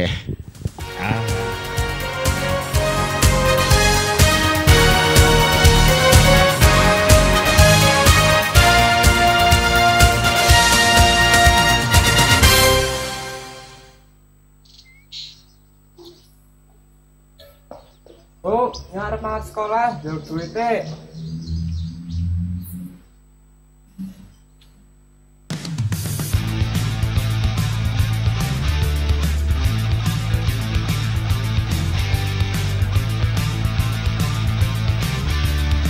Cewek.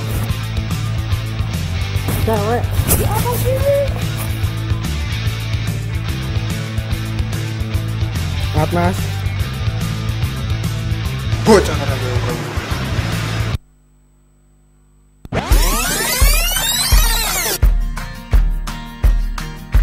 Hati-hati ya, Le. Assalamualaikum. Assalamualaikum. Waalaikumsalam.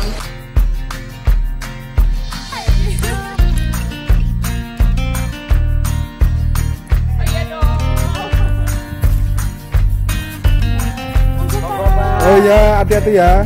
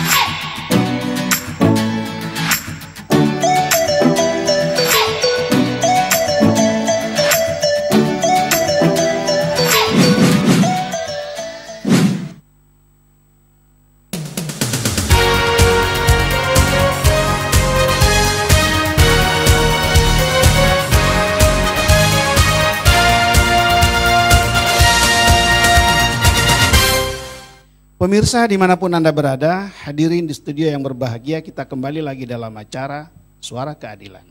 Tema kita adu konsep gagasan advokat pembela Pilpres. Dari tema ini sebetulnya diharapkan bahwa dari masing-masing advokat pembela Pilpres itu memiliki gagasan-gagasan orisinil dalam rangka mengantarkan calonnya untuk menjadi terpilih sebagai seorang presiden dan wakil presiden. Tadi sudah disampaikan beberapa narasumber, yang terakhir dari Pak Hari ya. Sebelum ke sebelah kiri, singkat sedikit, saya minta Mbak Oki ini, saya penasaran terus terang. Anda begitu berani menolak tawaran gitu, dan Anda berani menjustifikasi bahwa itu akan tidak bagian dari money politik misalnya. Dari mana Anda tahu itu semua?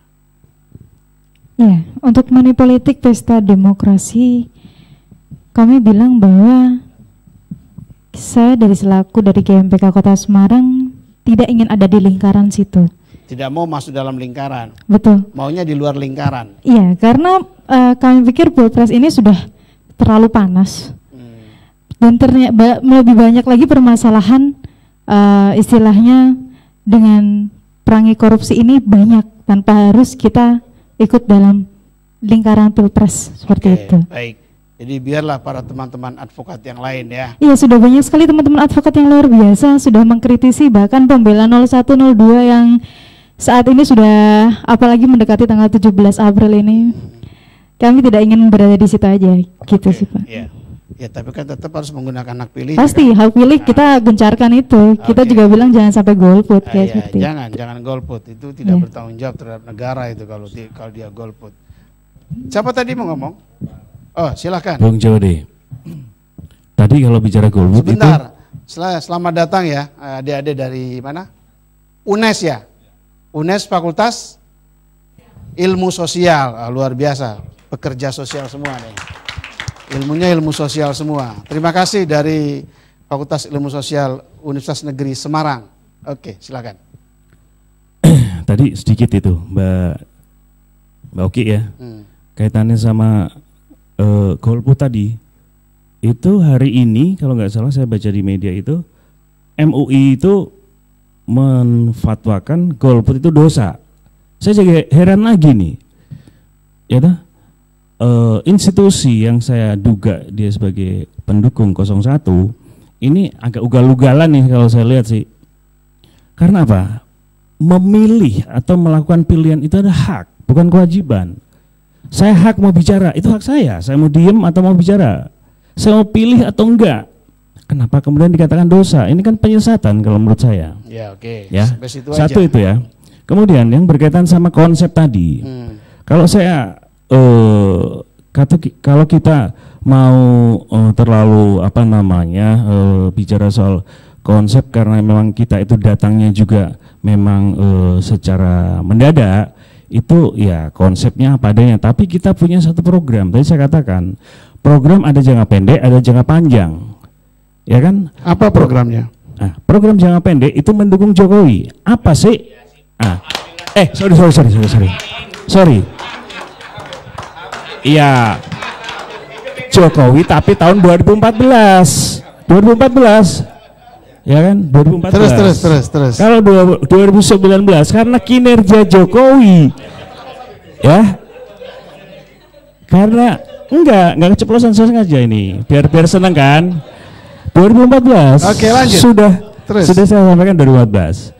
Kenapa 2019 saya tidak memilih Jokowi? Karena kinerjanya tidak memenuhi standar kalau menurut saya. Infrastruktur lah yang dikedepankan. Kita ambil contoh, ini saya langsung sebagai pelakunya. Ketika tolnya Semarang Tegal ini dibuka dengan biaya yang mahal, ketika saya ada acara Pemuda Pancasila di Tegal, saya itu mau kencing, mau buang air, mau ngisi bensin, itu saya harus keluar dulu ke Pekalongan. Karena tidak ada fasilitas untuk itu. Ya kan bertahap. Nah, kalau bertahap jangan mahal-mahal dong. Artinya bahwa ini kan sebetulnya belum siap. Tapi karena ada maksud pencitraan itulah sehingga ya saya agak kesel juga kenapa saya harus keluar dari tol hanya untuk mengisi bensin dan buang air kecil. Dan ini adalah bisa dibuktikan. Nah, saya tidak suka dengan pemimpin yang terlalu pencitraan, apa adanya lah, memang belum siap. Ya. Ketika saya pulang juga ada mobil yang terguling. Konsepnya apa? Nah ini agak menggebu-gebu karena saya belum membalas ini, ya kan? Bang Rangkai sudah 01, Bung Yosep sudah, ya kan? Saya belum balas ini, sedikit balas ya. Silakan. Kemudian berikutnya, kita punya satu program sendiri yaitu membela kubu 02 yang dizolimi oleh kubu 01 dalam arti para pejabat. Kemarin Pak Hendi, Bu Wali itu yang Pak Hendi juga teman saya. Pak itu kita laporkan. Tadi juga diklarifikasi dengan Bawas. Itu adalah bagian dari program kita untuk mensukseskan 02. Di samping juga kita tujuannya kan memang keadilan untuk masyarakat. Kalau keadilan hukum ya ada di pengadilan. Nah ini yang memang saya punya gagasan ABK itu sama teman-teman itu tidak cuma keadilan hukum, tapi juga keadilan masyarakat bisa kita ciptakan. Oke, ada lagi? Ya banyak hal. Misalnya hari ini kita mestinya harus datang ke Hambalang. Iyalah, itu tapi itu tidak kita lakukan.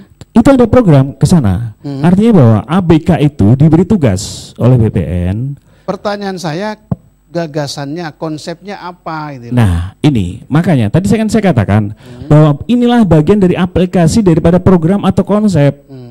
Ini aplikasi langsung. Oke, baik. Bukan cuma konsep. Ini cuma sayangnya. Saya tambah sedikit, sudah konsepnya ya. Sudah konsepnya, silakan Pak John. Pertama, kami menginstruksikan 300 advokat ini untuk pergi, kalau 300 orang, multiply-nya 300 dengan keluarganya, dengan tetangganya, dengan para kliennya, 300 kali berapa bisa membuat suara yang banyak.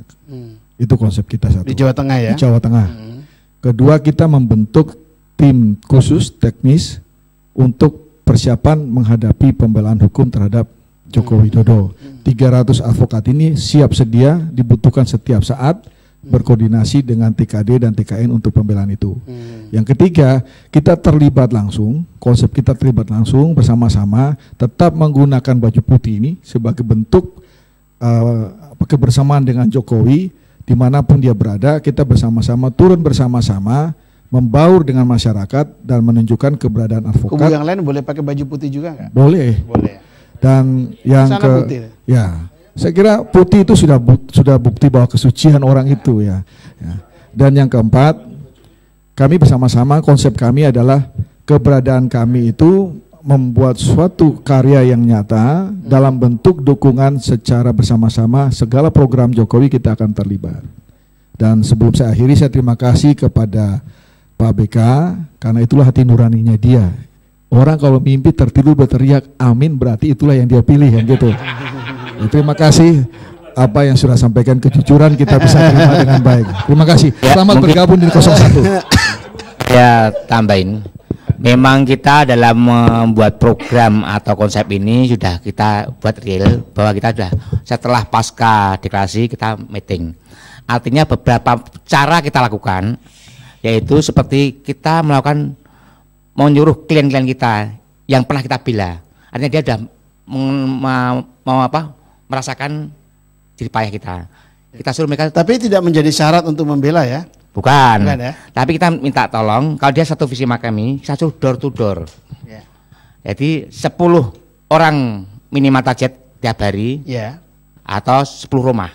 Itu kita gunakan, nanti kita evaluasi lagi. Gitu. Ini program ini sementara ini sudah cukup ya, sudah cukup bagus. Selain dari tadi Bu Joni ngomong tadi masalah. Jadi pakainya teori multiple effect ya? Ya, MLM kita gunakan semua nih. Ya. Kita tidak asal mendukung 01. Kita akan mengimplementasikan semua dan perjuangan kita semua. Bahkan dari materi pun kita rela berkorban. Ingat, dalam deklarasi ini kita nggak pernah namanya dapat bantuan dari manapun. Kecuali dari masing-masing ya? Masing-masing advokat, bantingan istilahnya. Itu yang kita bangga. Dibanting, yang dibanting uang kan? Ya uang, misalnya iuran bersama. Jadi nggak ada istilah, saya belum menemukan masalah adanya money politik di sini. Ya itu. Oke. Makasih. Terima kasih. Pak Jenal. Silakan. Tanyanya apa? Ya, konsep. Menurut Anda konsep gagasan yang ideal dalam rangka menghantarkan calon? Iya, jadi gini, pasangan calon presiden coba kembali kepada Undang-Undang 28 tahun 1999 tentang penyelenggara negara yang bersih dan bebas KKN. Bersih, bebas KKN. Di situ kita bicara penyelenggara negara itu ada presiden, wapres, menteri dan sebagainya. Mereka diamanatkan di situ bekerja tanpa pamrih, bukan untuk kelompok tertentu. Artinya apa? Bahwa mereka punya tugas untuk mesejahterakan rakyat. Jangan pernah dan jangan selalu ngomong bahwa itu hasil saya. Itu tidak bisa seperti itu. Karena ada yang bilang begitu? Makanya ini konsep. Karena apa? Uang yang dikelola oleh negara adalah uang rakyat yang diambil dari pajak maupun retribusi. Itu uang rakyat, berarti sampaikan saja bahwa uang rakyat melalui pajak dan retribusi sudah kami kelola dengan baik, kami kembalikan dalam bentuk pembangunan. Jangan mengklaim-klaim itu milik saya, hasil saya. Ini yang tidak sesuai dengan Undang-Undang 28 tahun 1999 tentang penyelenggaraan negara yang penyelenggaraan negara yang bersih dan bebas KKN. Apa ada yang mengklaim? Ada enggak? Saya tanya. Enggak, saya kan tanya. Ada enggak? Saya bicara konsep, jangan sekali-kali mengklaim seperti itu. Ini perintah undang-undang. Terus mohon maaf, kepala daerah, bupati, wali kota, gubernur, itu jangan sampai kalau bekerja itu, mohon maaf, fungsinya apa sih? Mensejahterakan rakyat. Ini fungsi kepala daerah. Jadi tolong bekerja ya harus program kegiatannya pro rakyat. Jangan pekerjaan-pekerjaan yang tidak ada kaitannya itu kemudian menjadi seolah-olah ini kepala daerah, ini bupati, wali kota, presiden misalnya, ini low profile. Itu bukan seperti itu. Ketika hanya pakai celana, ketika hanya kaos oblong saja, ini enggak ada kaitannya dengan mensejahterakan masyarakat. Coba lebih kepada implementasinya bagaimana menggunakan uang rakyat, menggunakan uang negara dalam bentuk program kegiatan gitu loh. Ini konsep saya. Jadi tolong nanti kalau berkampanye itu jangan mengklaim itu hasil saya, jangan mengklaim itu seolah-olah uang saya. Ini adalah uang rakyat semuanya. Ya, kalau soal uang rakyat betul. Tetapi kalau misalnya dia mengatakan kan karena diberi kesempatan lalu berbuat sesuatu, menjalankan apa yang menjadi kewajibannya, itu sudah tugas perintah undang-undang kok. Ya. Jadi eksekutif mulai dari presiden, menteri, bupati, wali kota, itu fungsinya apa sih? Fungsinya apa? Pelayanan publik dalam rangka apa? Mensejahterakan masyarakat, sudah clear. Ya. Jadi jangan mengklaim-klaim. Jadi tolong semua program kegiatan itu programnya yang pro rakyat. Misalnya mohon maaf, ketika membangun itu jangan yang kira-kira itu pingin di alam rakyat, pingin dilihat. Lebih kepada misalnya kaitannya dengan pengentasan kemiskinan ya. Coba sekarang program kegiatan yang di Semarang misalnya, lebih banyak mereka itu pro masyarakat apa lebih banyak untuk supaya dilihat orang lihat secara fisik itu bagus.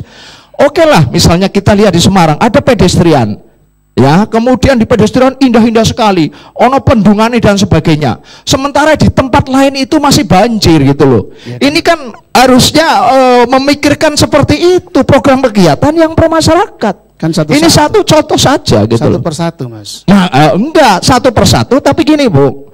Jadi harus dia kan melaksanakan undang-undang nih. Iya. Eksekutif harus melaksanakan undang-undang. Di Undang-Undang 23 tahun 2014 tentang pemerintahan daerah bahwa kepala daerah itu wajib untuk melaksanakan tugas konkuren, urusan pemerintahan konkuren. Urusan tugas pemerintahan konkuren itu apa sih? Ya apa? Adalah urusan yang terkait dengan kepentingan dasar, kesehatan dan pendidikan. Itu loh. Kesehatan dan pendidikan apakah sudah dilaksanakan? Kenapa masyarakat itu masih susah untuk berobat, masih terlalu antri, masih untuk sekolah saja masih susah untuk mendapatkan kembali ke pokok warga miskin itu. Ini kan kita bicara konsep bos. Ya, konsep. Jadi konsepnya tolong semua kepala. Konsep kan bicara konsep sesuai dengan koridor. Ya terus? Koridornya kan dalam konteks pembela pilpres, advokat pembela pilpres. Jadi bicara konsep seputar itu gitu loh. Walaupun Anda dari KIP, ya, hendaknya bisa yang saya harapkan Anda memberikan satu pandangan apa sih sebetulnya konsep advokat ke depan yang baik gitu loh. Ya itu tadi saya memaparkan seperti itu, kan silakan. Yang dijalankan oleh ya, saya memaparkan seperti itu, silakan teman-teman advokat untuk mengelaborasinya gitu loh. Baik, Pak Yosep. Baik Bang. Tadi dikatakan oleh Bang BK pencitraan. Indonesia ini pelosoknya begitu jauh satu dengan yang lain. Untuk menjadi pemimpin yang baik, yang mampu untuk melayani seluruh masyarakat Indonesia yang berbeda-beda etnis, suku, bahasa, yang tinggal sampai di pedalaman-pedalaman, maka seorang pemimpin harus mau untuk turun menyentuh mereka. bertemu langsung dengan mereka. Sehingga seorang pemimpin nanti mampu untuk membuat aturan-aturan, kebijakan-kebijakan yang sesuai dengan kebutuhan masyarakat di berbagai wilayah. Karena di Papua berbeda dengan di Jawa, di Papua berbeda dengan di NTT, berbeda dengan di Sulawesi, di Kalimantan. Maka pemimpin yang baik harus turun ke sana, bukan karena pencitraan. Nah, seorang Jokowi melakukan itu ketika dia menjadi pemimpin. Masih ragukah kita untuk memilih dia kembali? Kedua, ketika dia dipilih menjadi presiden, istana itu bukan lagi lembaga sakral.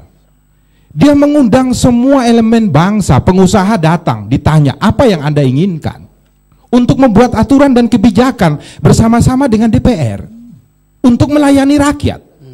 Tukang ojek dipanggil, ditanya keluhannya apa. Ibu-ibu dipanggil, artis dipanggil, penyanyi dipanggil, anak-anak cacat dipanggil, semua dibawa ke istana. Yang belum kita ya Pak? Advokat belum. Kita belum dipanggil. Beliau juga mahasiswa UNES juga belum dipanggil. Belum. Kita nunggu panggilan, nunggu undangan. Karena seorang paling nggak diajak sarapan pagi lah. Seorang presiden dalam jangka waktu 5 tahun itu begitu banyak tugasnya. Matanya bukan hanya sendiri dia, dibantu oleh siapapun. Kedua, jadi kalau kita bilang pencitraan, tidak. Itulah pemimpin yang baik, harus turun kepada rakyat. Kedua tadi, ketika kita berada di dalam rumah Indonesia, maka bukan kepentingan saya, bukan kepentingan kamu dan Anda yang harus didahulukan, tapi kepentingan kitalah bersama-sama. Itulah Pancasila.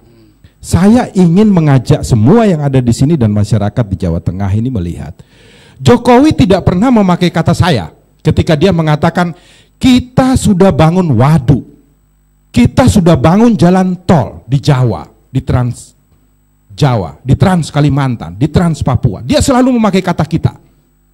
Ketika menunjukkan keberhasilan di dalam pembangunan atau di bidang apapun, Jokowi selalu memakai kata kita. Tetapi ketika dia mengatakan untuk memerintah kepada menterinya atau pegawainya atau kepada Kapolri, dia selalu memakai kata, saya telah perintahkan kepada Menteri Kelautan untuk mengambil tindakan tegas terhadap ini. Jadi dia menunjukkan mampu untuk menempatkan diri. Cara berpikir, cara berbicara, dan cara bertindak Jokowi adalah dalam rangka menjaga persatuan. Dan kita harus ingat, selama 5 tahun beliau berkuasa, beliau hampir 5 tahun. Nanti Oktober 5 tahun. Beliau tidak pernah menggunakan hukum untuk menyakiti siapapun. Beliau memakai hukum benar-benar untuk memanusiakan manusia. Makanya ketika beliau memimpin, memerintahkan kepada Menteri Hukum dan HAM untuk membatalkan berbagai macam bahkan ribuan peraturan-peraturan daerah yang tidak berkesinambungan atau tidak sesuai dengan Pancasila dan Undang-Undang Dasar 1945. Oke, baik. Yang terakhir Bang, saya ingin mengatakan begini. Jokowi ini mengetahui bahwa tanah, bumi ini adalah harta yang diberikan Tuhan untuk kita nikmati bersama-sama. Maka setelah mengunjungi seluruh Indonesia, di 1 tahun terakhir ini Jokowi kemudian mengatakan bahwa semua rakyat Indonesia harus memiliki tanah. Itu bukan pencitraan. Itu keinginan tulus daripada beliau. Anda mau pilih tahun ini atau tidak, beliau tidak ada masalah. Tapi beliau melakukan itu dulu. Dan kalau nanti Prabowo juga yang terpilih, tinggal melanjutkan. Maka tanah bumi yang ada ini dibagilah oleh Jokowi kepada rakyat. Ini kan kebersamaan kita. Sayangnya memang di tengah jalan masih ada oknum-oknum yang kemudian menggunakan ini untuk sarana mencari duit. Itulah kenapa kita para advokat sebagai penegak hukum di rakyat ini bersatu untuk membela kepentingan Jokowi, sehingga tidak ada orang-orang yang ikut menumpang di situ untuk mendapatkan kekayaan materi atau penghargaan secara sepihak. Yang terakhir, kepada seluruh kita yang ada di sini dan seluruh masyarakat yang ada di Jawa Tengah. Setelah yang saya sampaikan tadi, maka Anda tidak perlu ragu lagi untuk besok memilih Jokowi. Tidak perlu ragu lagi untuk mengajak sanak famili Anda untuk memilih Jokowi. Tidak perlu ragu lagi untuk bercerita kepada lingkungan Anda, pilihlah Jokowi maka Indonesia akan makmur, adil dan sejahtera untuk 5 tahun ke depan. Baik, good. Mas Teguh. Halo. Udah mulai panas. Ya, nih, yang lain biar panas Mas, nih. AC-nya dihidupin Mas. Panas nih, panas. Panasnya luar dalam. Silakan Mas. Terima kasih Mas Dr. Jawadi. Jadi acara malam ini adalah bagian dari tanggung jawab media massa terhadap kepedulian dalam konteks Pilpres.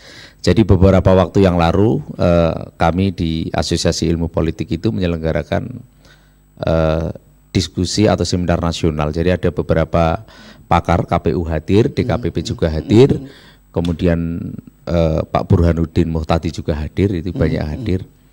Sebenarnya terkadang kita ini kebiasaan atau kebiasaan baik membaca kita yang kurang. Di lamannya KPU itu sudah tersedia semua profil caleg. Ini kita akan mencaleg dulu, nanti ke Pilpres. Semua profilnya ada, alamat semua dan sebagainya ada. Cuman kebiasaan kita kan kita tidak pernah membaca. Terus visi misi kedua capres saya kira juga ada gitu. Nah, oleh karena itu saya kira ketika berbicara tentang konsep, ini kan ada dua hal nih konsep. Pertama adalah konsep dari kawan-kawan advokat untuk memenangkan calonnya di 01 dan 2, sama konsep apa yang akan dipakai setelah terpilih untuk mensejahterakan rakyat. Nah, Mas Jawadi tinggal arahkan nih sebenarnya konsep yang mana. Tadi Mas John Richard sudah menyampaikan, Mas Rangga menyampaikan konsepnya apa, sekasur, sesumur, dan sesiwur dan sebagainya, itu kan konsep untuk pemenangan. Tadi Pak Yosef Parera juga menyampaikan konsep untuk mensejahterakan melanjutkan. Kemudian dari Mas Budi BK juga menyampaikan yang dari 02. Saya kira bagaimana apa yang telah tersampaikan di sini ini sebagai bahan untuk mengkontrol terus. Jadi yang kita tidak bisa itu adalah kadang kontrol. Saya teringat ketika kampanye golput di Fakultas Ilmu Budaya yang sekarang Fakultas Ilmu Sastra, dan beberapa kawan kan ditangkap tuh saat itu, dan kebetulan kan 92 ya. Dan kenapa saya sangat dekat sama beliau ini, karena Mas Rangga ini satu-satunya advokat yang mau mendampingi para aktivis saat ditangkap, dan kami kan saat itu mahasiswa. Jadi ya, yang mendampingi satu gratis, yang kedua berani. Jadi pada masa itu kan tidak ada, hanya bisa dihitung jari lah yang advokat yang berani. Semoga ini masih dipertahankan. Oleh karena itu Mas Rangke kalau nanti 01 terpilih dan jadi presiden, saya berharap sikap kritis itu jangan berhenti. Nah, kemudian kalau yang jadi 02, kawan yang dari kawan-kawan advokat, sikap kritis itu jangan berhenti. Karena kita sesungguhnya memerlukan itu di negeri ini. Karena apa? Karena banyak orang yang sudah terlibat dalam kekuasaan tidak bisa menjaga untuk sebaliknya Mas, yang dikritik juga jangan marah. Gitu. Nah, mengkritik itu bagian dari mencintai gitu loh. Nah, ini saya potong sedikit Bang, sedikit aja, tidak sampai 1 menit. Beliau tadi mengatakan betul sekali.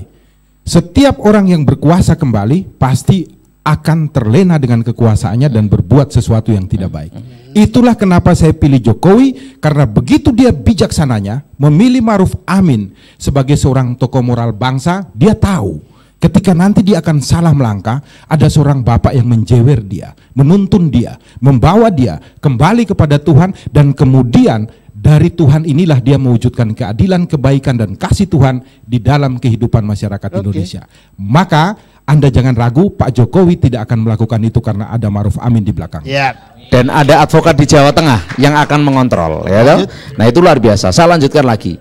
Kemudian Pak Heri Dharma tadi belum tuntas. Sebenarnya ingin menyampaikan bahwa masing-masing profesi itu memiliki kode etik. Ada kode etik jurnalis, ada kode etik advokat, kode etik dokter, kode etik apoteker. Saya kira, saya yakin beliau-beliau ini kan sudah senior ya, jadi pasti melangkah tentu ada kode etik yang tidak akan dilanggar. Jadi karena kalau dilanggar kode etik nanti diadukan. Nah iya, makanya. Jadi pasti sudah berpikir matang dan masak-masak untuk itu. Dan yang terakhir saya ingin katakan bahwa ini barusan dapat informasi, ini ada berita yang tidak enak, ini ada apa OTT itu? Lagi nih. Ya, OTT apa itu? KPK. Nah, tapi siapa yang kena nanti akan terserah di media mainstream. Yang terakhir tadi saya terputus tadi sebelum iklan, bahwa pergunakanlah media mainstream untuk waktu-waktu menjelang berakhirnya masa kampanye terbuka ini untuk semaksimal mungkin berkampanye secara elegan. Dan ketika bicara hoax itu adalah bukan media mainstream, dan kami adalah media mainstream, sehingga yang hoax itu pasti bukan berada di media mainstream, dan itu ada di media sosial. Ini harus selalu saya ingatkan karena masyarakat sering tidak paham ketika ngomong media, tidak bisa membedakan mana media mainstream, mana media sosial. Saya kira itu. Jadi ketika wah ini medianya yang salah, sebentar, media apa? Mainstream atau media sosial? Itu. Saya kira itu Mas Jawadi. Jadi nah, itu informasi OTT itu di media apa itu, Bang? Baru informal. Jadi besok pagi akan ada keluar. Ya. Belum tuntas mungkin. Pak Aridarma. Baik, terima kasih Pak Wajah. Saya melihat di sini dari kubu nomor 1 dan kubu 2, saya lihat di sini ada konsep untuk pemenangan. Tinggal bagaimana program kerja mereka. Dan saya sudah melihat juga konsep untuk pembelaan. Pembelaan itu saya tidak mengatakan pilpres, pemilihan umum, karena di situ petugas advokat 01 dan 02 dia melakukan pembelaan. Nah, pembelaan itu yang dilakukan oleh advokat 01 dan 02. Apa konsep mereka? Saya belum ketemu ini. Konsep pembelaannya gitu. Iya, dari mana mereka mulai?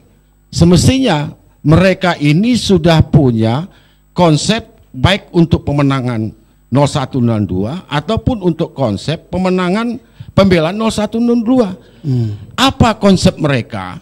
Pembelaan terhadap caleg dan pilpres.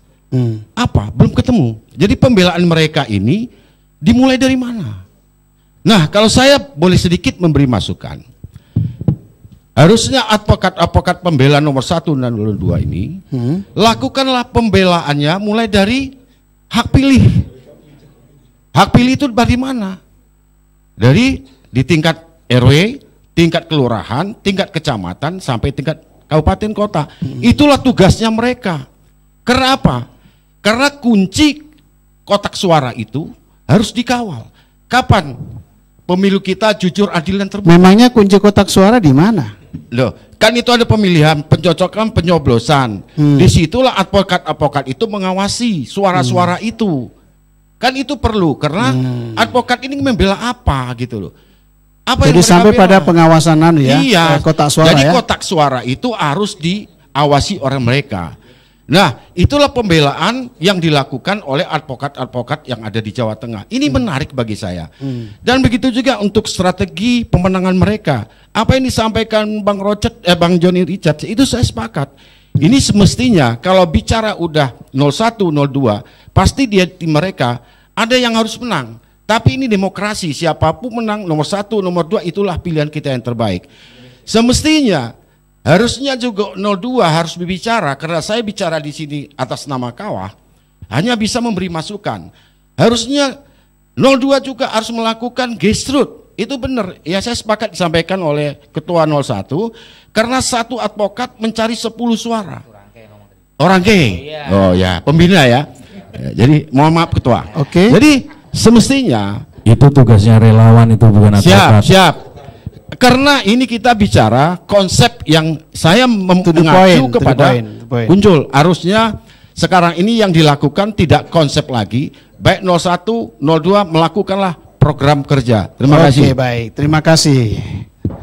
Luar biasa ini. Pak Jawadi, sebelum tutup, seorang yang jadi wali kota, gubernur, presiden, itu dalam historisnya kepemimpinan baru kali Jokowi. Dan dia sudah memahami semua karakternya dari mulai yang kecil, menengah sampai besar. Baik, terima kasih.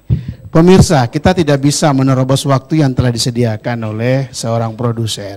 Karena bagaimanapun waktulah yang membatasi kita semua dalam beraktivitas, termasuk talkshow kita malam ini Suara Keadilan.